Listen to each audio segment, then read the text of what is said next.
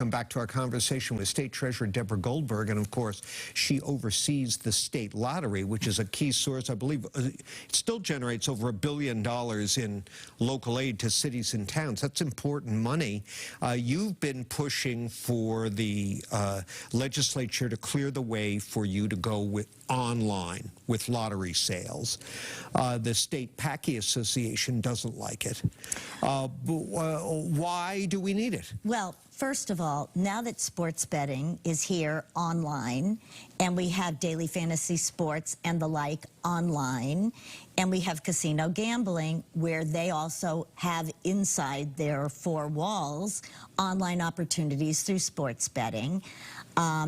Those are all for profits. They don't give $1 billion+ back to every local community that pays for police, fire, teachers, snow removal when we have excessive amount of snow. And if we want to remain competitive, you well know that I came from a business background. And when you want to continue to lead in a competitive environment, you need to be able to compete. And there are many, many states throughout the country that have online, and it has grown brick and mortar stores business, not shrunk it. It has grown it, and all the data exists that supports that. How big a bite has sports betting taken out of the lottery? So thus far, it has not, because we issued a brand new ticket on the very same time frame that sports betting came online.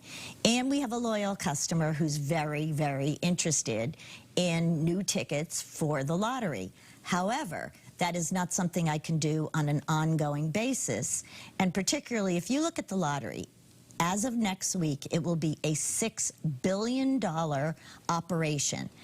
It only spends 1.9% of that on operating, which means that we are giving back to the local communities on a huge basis.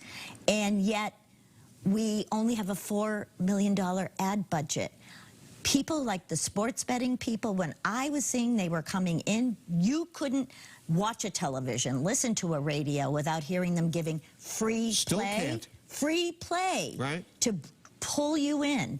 At some point, that's going to eat into our business, and the next time you and I are together, I'll probably have that information, because it will have been enough time that we can see that. I mean, I know you're pretty agnostic on legalized gambling, right. Obviously, as head of the law. I typically vote against those kind of things. Oh, okay. All right. I'm not a gambler at all. So what has gone through your mind as you've watched the State Gaming Commission's handling of the rollout of online sports betting? Well, I think that the Gambling Commission's mission is to regulate, and to do so in a proactive way. They're there to embrace legalized gambling, not restrict it. But not roll over and show their belly.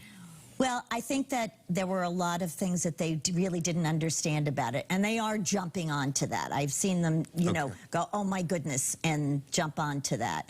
It was brand new for them, and sometimes people stumble. How did that happen? Come on, it's been in New Jersey and other states for years. I am not privy to that information. They do not report to me, and there are some people who think the Gaming Commission is part of the lottery, but it is not. Right. They're an independent agency, and I don't think they called me to let me know how that happened. We're just about out of time here, but do you have one of those betting apps on your phone? Absolutely not. No. You know, it wasn't until I was a local elected official that I had a complete appreciation of the Massachusetts State Lottery. Bob Crane was really brilliant in the 1970s when Prop 2.5 came in and was going to devastate the communities. He did that for the local communities. It's been successful for them. So you're pro-lottery now? Oh, yes, I am. I would think so. Thank you very much for being here. Come back again soon. I'd be happy to. State Treasurer Deborah Goldberg. That's our time for this week. Stand by now for more from my WBZ colleagues.